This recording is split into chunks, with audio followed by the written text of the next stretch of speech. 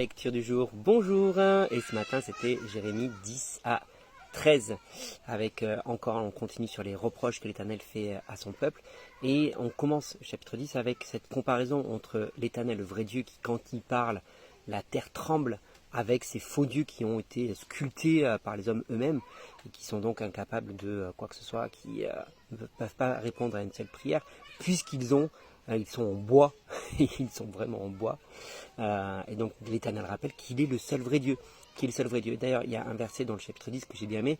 Il dit les chefs ont été stupides, ils ne m'ont pas cherché. Et la stupidité, c'est de ne pas chercher l'Éternel. Donc l'intelligence, on le retrouve aussi dans le livre des Proverbes. L'intelligence, c'est d'abord de chercher l'Éternel. Donc si tu veux être quelqu'un d'intelligence, si tu ne veux pas être stupide, c'est ce qui te reste à faire. La première chose à faire, c'est de chercher l'Éternel.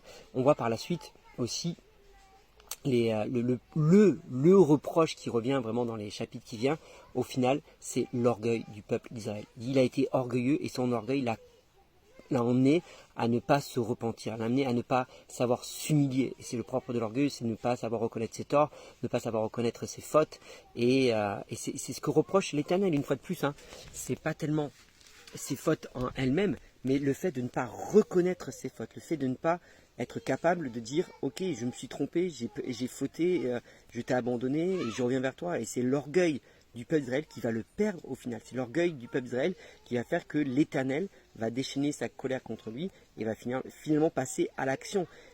Dieu avait effectivement fait des menaces, mais Dieu aurait été capable de ne pas mettre ces menaces à exécution si le peuple avait été capable de s'humilier et de revenir à lui. Ce qu'il ne fait pas, il s'entête, il s'enorgueillit, et donc Dieu finit par exécuter sa sentence. Et on voit bien que parmi sa sentence, c'est vous avez travaillé, mais vous ne récolterez pas, vous avez semé, mais vous n'obtiendrez pas tout ce que vous avez semé, vous avez travaillé en vain, moi je vais détruire tout ce que vous avez fait. À cause de l'orgueil. Donc pour moi, ce sont vraiment les deux leçons de ces quelques chapitres. Un, ne pas être stupide et donc chercher l'Éternel dans toute chose. Deux, ne pas faire l'orgueilleux parce que il vaut mieux s'humilier devant l'Éternel. Il faut mieux savoir reconnaître ses fautes, sinon tu vas travailler en vain et tout ce que tu feras ne servira à rien. Voilà, l'Éternel est le seul vrai Dieu, le seul véritable Dieu. À lui revient toute la gloire, la puissance et l'honneur. Dis-moi toi ce que tu as retenu dans cette lecture et puis je te souhaite une bonne journée.